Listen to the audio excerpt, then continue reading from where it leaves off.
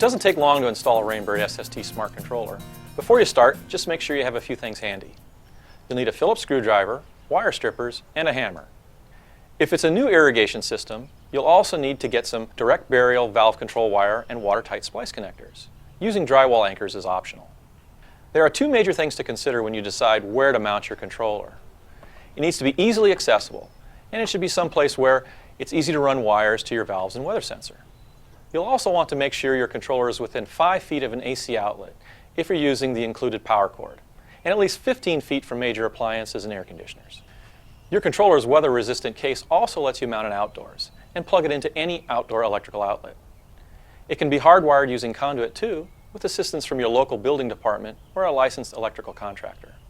Drive a screw into the surface where you want to position the top of your controller, leaving a 1/8 inch gap between the head and the wall. Use drywall anchors if necessary. Hang the controller on the exposed screw. Pop off the access cover and drive a screw into the wall through the center hole at the bottom of the controller. If this is a new installation, the next step is to wire up your valves. Start your wiring by cutting a piece of valve control wire long enough to reach from the controller to the valve.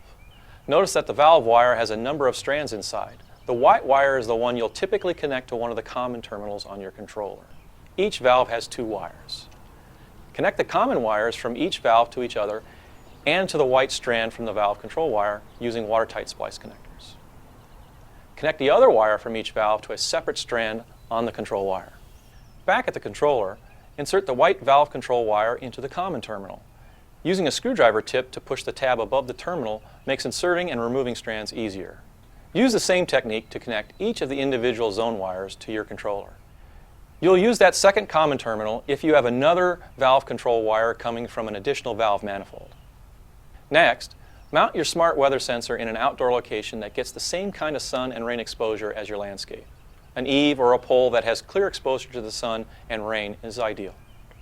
Stay away from shady trees that block rain, as well as areas near your roof that could soak the sensor with runoff.